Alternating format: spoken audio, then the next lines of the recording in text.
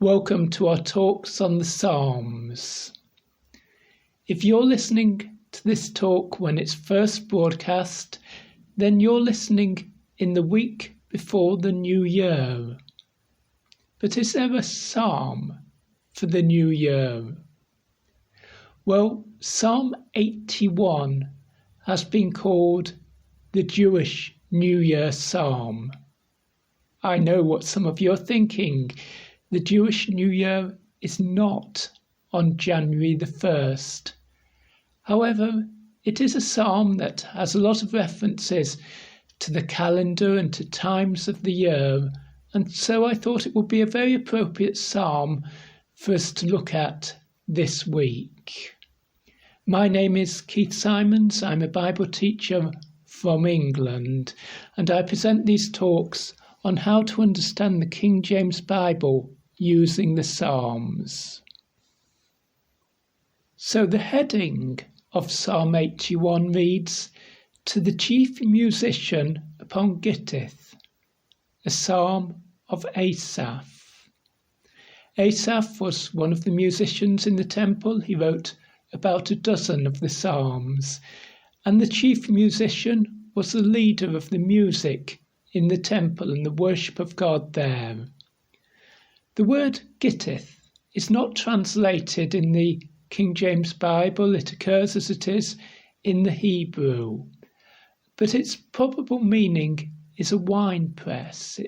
The word appears in the title of about 3 psalms, and these are psalms which all seem like they might have a connection to the harvest or to the Feast of Tabernacles, which occurred at the time of the grape harvest. A wine press is a place where grapes are crushed to make them into wine immediately after they've been harvested. And so there's our first reference to a time of year, the harvest time. The Bible does actually give directions about the Jewish New Year, and it says that the Jewish New Year should be, or at least the beginning of the year, the first month of the year, should be the month in which Passover occurs. That's March or April by our calendar. But the Jewish people today celebrate their New Year, which they call Rosh Hashanah, which means the head of the year. They celebrate that about September or October time. That's the time of the year when the Feast of Tabernacles occurs. It's the time of year when the harvests came in, the final harvests in ancient Israel, and they would harvest the grain not long after Passover, firstly the barley and then the wheat, and then they moved on to the fruit harvest, and the final harvest was the harvest of grapes, which will be taking place about the time of Rosh Hashanah, the beginning of the 7th month, and leading up to the Feast of Tabernacles in that month, as I say, about September or October. So that's our first reference to a time of year in this psalm. Verse 1 makes it clear that this is going to be, at least initially, a psalm of great joy. We'll see there's a change in the tone of the psalm as it proceeds, but it begins, "Sing aloud unto God our strength, make a joyful noise to the God of Jacob." Jacob, the ancestor of the Jews, the grandson of Abraham and the son of Isaac. It is his God we praise. It is his God we bring a joyful noise to. We sing and we shout aloud because God is our strength. It's God who makes us strong. Verse 2, "Take a psalm and bring hither the timbrel, the pleasant harp with the psaltery." So we take our psalm, a song to sing with instruments, and we bring hither, we bring here, that means, the timbrel. The timbrel is the instrument that today we call the tambourine, an instrument that you shake and that makes a percussion noise, a simple sort of drum. the pleasant harp with the psaltery. The harp and psaltery are similar instruments. They're stringed instruments. They make a soft sound. You play them with the hand. And in ancient Israel, you sang with them. So these are music for a song, a joyful song to praise God for the harvest. Verse 3, blow up the trumpet in the new moon. It's curious that the King James Bible uses the words blow up the trumpet. Today, if we use the phrase blow up, we'd be talking about explosives. We would use the phrase blow the trumpet or perhaps blow into the trumpet. Well, the trumpet was a very different sort of instrument from those which we've just been discussing. Here was a loud instrument. The Hebrew word for trumpet is the shofar, the ram's horn. In other words, you take the horn, the bony point, from the head of a ram, a male sheep, and you hollow it out to make it into an instrument that you blow. And in the Bible, Rosh Hashanah, the Jewish New Year, is called the Feast of Trumpets. It was a time for blowing the ram's horn, for making a loud noise to celebrate the coming of the new year. But it doesn't say blow up the trumpet in the new year, but in the new moon. And that's very, very important time reference when we're understanding the calendar of the Bible. The word month sounds like the word moon. They've got the first two letters in English, M and O. And a month was, in ancient times, the time it took the moon to reach a point where it first appeared in the sky as the new moon. And of course, through the month, the moon becomes bigger or more round in shape, I should say, until the middle of a month when it's full, and then the end of the month, of course, it wanes away until it disappears. The new moon is when it begins, and the way I've just described it is how months were in ancient Israel. In some years, you'd have an extra month so that there were the correct number of months in the year, or rather so that the years began and ended at the right time and didn't change with the different seasons. So what this is saying when it says blow up the trumpet in the new moon, it's saying at the beginning of the month, when you first see the new moon in the sky, that's the time to blow the trumpet. That's the time to sound this ram's horn instrument and announce a great celebration. And the Jewish people did at the beginning of each new month. They'd have a feast and they'd have a celebration for the beginning of the new month. But the special time to blow the trumpets, the special time was the beginning of the 7th month, what we call Rosh Hashanah, or the Jewish New Year today, when the trumpets would be sounded across Israel. Probably the ancient purpose was to remind people that this was a special month. This was the month in which the Day of Atonement would occur, and still does, of course, which the Jewish people today call Yom Kippur, and in which a Feast of Tabernacles would occur. So back to verse 3, blow up the trumpet in the new moon in the time appointed. Now, if you look in a modern translation, you'll see a different approach to the translation of this. They understand the word to mean the full moon. And whereas the Jewish New Year, Rosh Hashanah, occurs at the beginning of the month, it's at the time of the full moon that there is the Feast of Tabernacles. The Passover also occurs at the time of the full moon.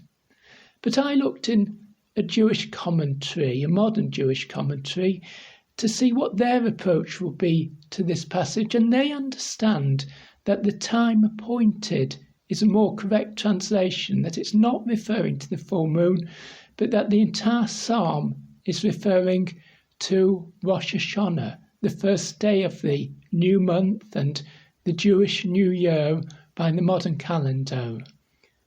So we're going to continue on the assumption that they're right, and that this is describing the Feast of Trumpets, the beginning of the Jewish New Year in the first day of the 7th month, because it's September or October, 6 months after the Passover. And that is the solemn feast day. That's what's described as the solemn feast day here. Solemn means serious. Feast day is a day to celebrate. They celebrate in a serious way. Why are they so serious? Well, verse 4 maybe gives us a clue. For this was a statute for Israel and a law of the God of Jacob. It's God who made the plans for Israel's feasts and special occasions. A statute is another word for law. These have slightly different meanings in the Hebrew. God had separated Israel's people, the Jewish people, to be his own people, and he had given them these sacred days. So yes, of course they should be joyful in them, but also they should remember very seriously what God did for them. Verse 5, this he ordained in Joseph for a testimony when he went out through the land of Egypt, where I heard a language that I understood not. Very curious here that Joseph is used as a name for Israel, Israel's people as a whole here. We don't expect that. It doesn't normally happen. When you look at the name of Joseph in the Hebrew here, it's more like Jehoseph. It's got an H sound in the middle, which is added to his normal name. Just as Abram became called Abraham and Sarai became called Sarah. Both of them got added that H sound to the name. And so this is an affectionate name for Joseph. It's also a name that reminds us in that way of God's work. The Jewish people teach that sound is added to as a pointer to the name of God. Okay, let's go through the words and make sure we understand the words. This he ordained in Joseph. So God ordained or appointed or decided that Joseph should accept this for a testimony, for a witness, for evidence. When did God say that these things should happen? We get an answer we don't expect here. When he went out through the land of Egypt. Now, we read that and our first reaction is to think of how God set Israel's people free when they were slaves in Egypt at the time of Moses. But that's not what it says. It says, when he went out through the land of Egypt. That is a reference to Genesis chapter 41 and verse 45, when it records at the end of the verse, and Joseph went out over all the land of Egypt. What was Joseph doing? He was collecting in the harvest from Egypt's good years to provide for the 7 years of famine which would follow. It was the time when Israel's people began to collect grain. And from that time, God had arranged for them to be not shepherds as they were before, but people who collected grain, who would have their own land to live in, where they would remain because God wanted them to have a permanent home in the promised land in Israel. But Egypt was not the promised land. Egypt, where Joseph collected and brought in the grain was a foreign land. This place where the psalmist writes, where I heard a language that I understood not. Here was a place where people spoke not Hebrew, but a foreign language, a strange language, where there were foreigners in the land. Yes, they were collecting grain, but they were foreigners there. And God had to set them free from that land to bring them to the promised land. Verse 6, I removed his shoulder from the burden. His hands were delivered from the pots. This seems to be a reference to how, although Joseph went in as a prince, a ruler in Egypt, how his people and all of Israel's people became slaves there. It was like they had to carry burdens, heavy weights upon their shoulders. It was as if they had to do difficult work, making pots with their hands. They didn't become these grain farmers, collecting in the harvest. No, they had to work for Egypt's people. And yet God delivered them or rescued them from there. He removed the burden from their shoulders. He took away their hard labour to bring them to the promised land. But to get to the promised land, they had to pass, of course, through the desert. Thou cauldest in trouble, and I delivered thee. It's as if it's still speaking to Joseph, isn't it? Thou. That is the old-fashioned word for you, but you, when we're talking to one person, it's as if we're still giving instructions to Joseph, just as it says his shoulder from the burden rather than their shoulder. Or maybe it's thinking about individually Israel's people. Each one of them this applies to, one by one. We see that in the Ten Commandments too, when it's all the people who are told, for example, you shall not kill. But it doesn't say you there. It addresses it just to one person. It says, thou shalt not kill. That's Exodus 20 and verse 13. It's all these and thous, spoken as if it's to one person, even though it's to all the people. Thou cauldest in trouble, God says, and I delivered thee. When Israel's people called to him, God rescued them. He brought them out of Egypt where they'd been slaves. He brought them to a place of safety. God says, this is God speaking now. I answered thee in the secret place of thunder. What is this, I answered thee in the secret place of thunder? Well, a couple of explanations have been given.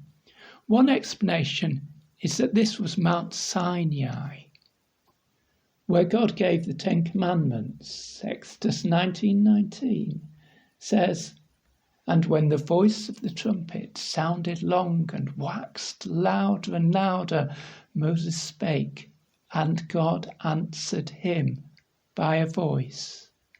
Another idea of the meaning of this is at the Red Sea, when it seems there was a storm that caused the sea to fill up again and to drown the army of Pharaoh, which was seeking to take back the Jewish people into Egypt. Then it continues, I proved thee at the waters of Meribah. To prove means to test something. God tested Israel's people at the waters of Meribah. What happened at Meribah? Well, the people ran out of water, and they didn't have faith in God. They didn't trust God to provide for them. No, they rebelled against God. They complained against God. They failed the test at the waters of Meribah, so that although God provided for them for his own honour And he didn't provide for them because they complained. No, God acted for his own honour and gave them water at that place. God was looking after them, even though they were rebellious against him. And with that little thought, the author of our psalm pauses with the word Selah. Now in verse 8, God continues with an appeal to Israel's people to listen to him. Hear, O my people, and I will testify unto thee. I will be the witness. I will state what happened. O Israel, if thou wilt hearken to me. Israel, you should listen to me. The thou here means clearly all of Israel's people, but God's speaking to them individually, like in the Ten Commandments. If thou wilt hearken, if you will listen to me. Verse 9, there shall be no strange God in thee, neither shalt thou worship any strange God. So this is God's command to them. They must worship him alone. They shouldn't accept any strange God, not the God who's near to them, not the God of the nations that's far to them, not the God of their own evil inclination, their own evil desires, their own lusts, which they were so eager to follow at the waters of Meribah, verse 7. No, they must listen to the voice of God, and they must follow no strange God, no false God, not even their own wrong desires and their own lusts, because, verse 10, I am the Lord thy God, which brought thee out of the land of Egypt. It's God who rescued you. It's God who rescued you when you were slaves, when you were far from him, when you needed his help. He rescued you, and he didn't rescue you to make you suffer. He didn't rescue you so that you would be desperate and complain for what you needed. No, God wanted to give you generously, to provide for you all that you needed. Open thy mouth wide, he said to them, and I will fill it. All you need to do is to open your mouth in trust in me, and I will fill your mouth with the food that you need, with the water that you need, with everything that you need. I will give you a good land, the promised land, a land flowing with milk and honey, a land where you'll harvest grain, where your harvest will be productive. But did Israel's people obey him? Did they follow him? Well, some did, but most did not. And the nation as a whole found it so difficult just simply to listen to and to obey God. We still seem to be talking here about the people whom Moses led through the desert. And the whole generation of people that Moses led turned against God and would not trust him, except for two, Joshua and Caleb, whom God allowed to go into the promised land.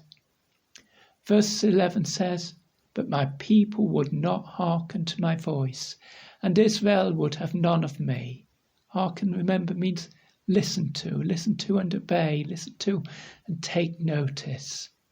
Israel's people, there in the desert, wouldn't listen to God. They complained against him.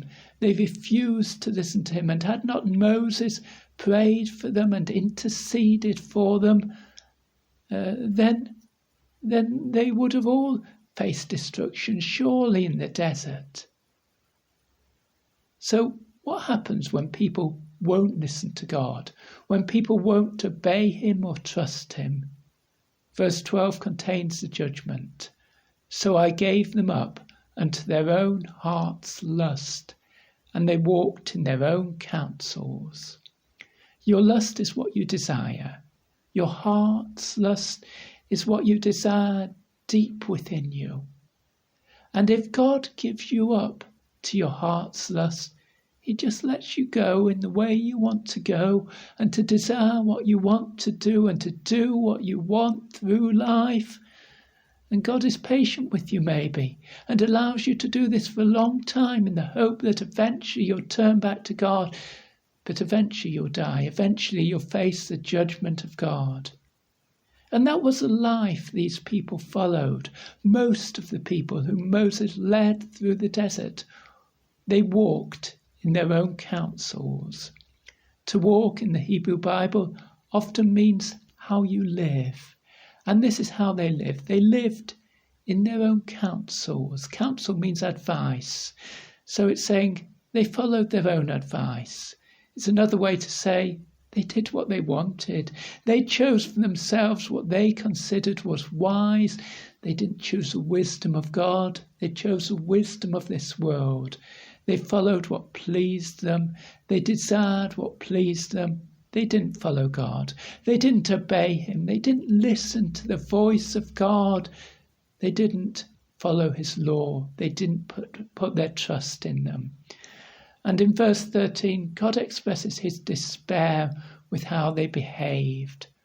Oh, he says, that my people had hearkened unto me, and Israel had walked in my ways. Compare that with verses 11 and 12. They would not hearken to my voice. God says, oh, that my people had hearkened unto me. Oh, that they'd listened. Oh, that they'd followed what I taught them to do, the law that I'd given them, the instructions I gave them for my life. Verse 12, it says they walked in their own counsels. They lived by what they advised themselves to do. God says in verse 13, oh, that Israel had walked in my ways. In other words, had behaved in the way that I directed them to behave. I wish that they'd lived in the way that I wanted them to live. I would have acted on their behalf. Oh, they'd have gone into the promised land much sooner. God didn't intend for them to wander in the desert as they did for 40 years. That was the consequence of their sin. God would have brought them straight from the desert to the promised land. And verse 14, I should soon have subdued their enemies. To subdue means to overcome. God would have soon defeated their enemies. And what else would he have done? He'd have turned his hand against their adversaries. Adversaries means those who fight against them. Another word for enemies. So the difference here is that just as God subdues them in the beginning of verse 14, he turns his hand against them at the end of verse 14. God defeats them, and how does he defeat them? He places his hand against them. He acts against them. When you stretch out your hand, when a workman stretches out his hand to do some work, he's turning his strength in that direction.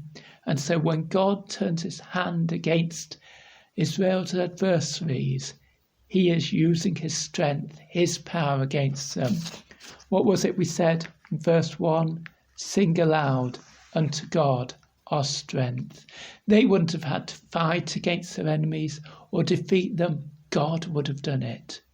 And you may be sure, verse 15, that the haters of the Lord should have submitted themselves unto him. You notice this change of wording. Firstly, these enemies are called enemies, verse 14, and then adversaries, and now in verse 15, they're called the haters of the Lord. Those who fight against Israel's people, against God's people, are called those who hate God. Their anger is against God himself, and God himself would have acted against those evil enemies who are carrying out their deliberate acts of wickedness. The haters of the Lord should have submitted themselves unto him. In other words, they should have given up. They should have accepted total defeat, that God had defeated them. But, end of verse 15, their time should have endured forever. Whose time should have endured forever? Well, certainly not the haters of the Lord. No, Israel's people. God was bringing Israel's people into their promised the promised land. And God wanted Israel's people to remain in the promised land and to have a place of safety there and a place where they would know his provision, where they would sow the grain and harvest it abundantly as a nation obedient to God. But no, their time in the promised land wasn't permanent. They remained in the promised land for many centuries, but the time came when God acted against them, and the Bible says clearly that the reason why Israel's people were taken to Assyria and then to Babylon was that they were not loyal to God and they didn't follow his law.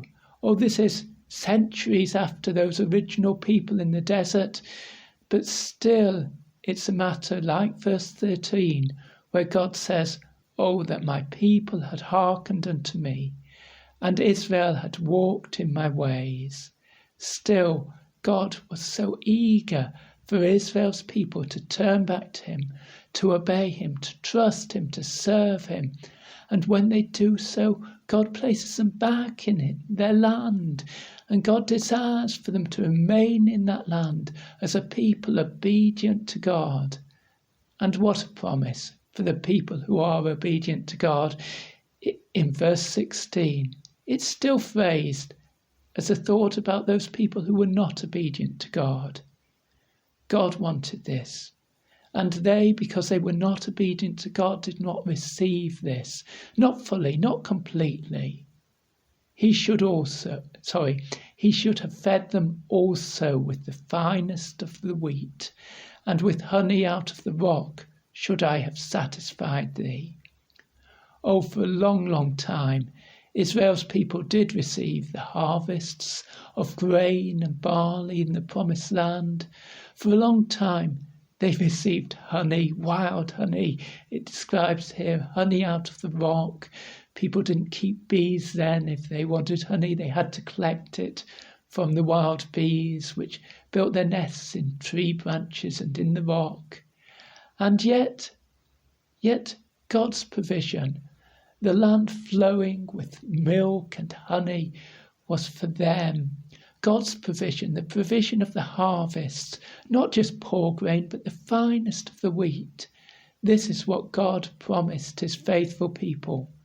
And at Rosh Hashanah, the beginning of the new year as it is now, and the beginning of the month when they especially celebrated the harvest in the times of the Bible, that's a good time to remember God's gift of the harvest. Once again in Israel, Israel's people are eating the wheat and the honey and the milk from their own land. Once again, they are in their promised land. But God's promise to them, God's promise to all his people, is that he gives the finest things and the most wonderful benefits to the people who trust in him. Just as in verse 16, the promise is of the finest of the wheat, the best grain for the harvest, the honey out of the rock, the sweetest and most precious thing. These are the gifts that God wants to give to all his people. And so this new year, I hope you'll listen to the voice of God. I hope that you will put your trust in God, that you won't join those who follow their own lusts and listen to their own desires, but will rather serve God and let God overcome whatever enemies, whatever troubles you might have in life. Let God overcome sin and the devil and the wrong desires that you have, and serve him faithfully. In a moment, I shall read to you the whole psalm. Firstly, though, my email address is 333kjv@gmail.com. That's 333kjv@gmail.com. And now, the whole of Psalm 81. To the chief musician upon Gittith, a psalm of Asaph. Sing aloud unto God our strength. Make a joyful noise unto the God of Jacob. Take a psalm and bring hither the timbrel, the pleasant the pleasant harp with the psaltery. Blow up the trumpet in the new moon, in the time appointed, on our solemn feast day. For this was a statute for Israel, and a law of the God of Jacob. This he ordained in Joseph for a testimony, when he went out through the land of Egypt, where I heard a language that I understood not. I removed his shoulder from the burden, his hands were delivered from the pots. Thou calledst in trouble, and I delivered thee. I answered thee in the secret place of thunder. I proved thee at the waters of Meribah. Selah. Hear, O my people, and I will testify unto thee, O Israel. If thou wilt hearken unto me, there shall no strange god be in thee, neither shalt thou worship any strange god. I am the Lord thy God, which brought thee out of the land of Egypt. Open thy mouth wide, and I will fill it. But my people would not hearken to my voice, and Israel would none of me. So I gave them up into their own heart's lust, and they walked in their own counsels. Oh, that my people had hearkened unto me, and Israel had walked in my ways. I should soon have subdued their enemies, and turned my hand against their adversaries. The haters of the Lord should have submitted themselves unto him, but their time should have endured forever. He should have fed them also with the finest of the wheat, and with honey out of the rock should I have satisfied thee.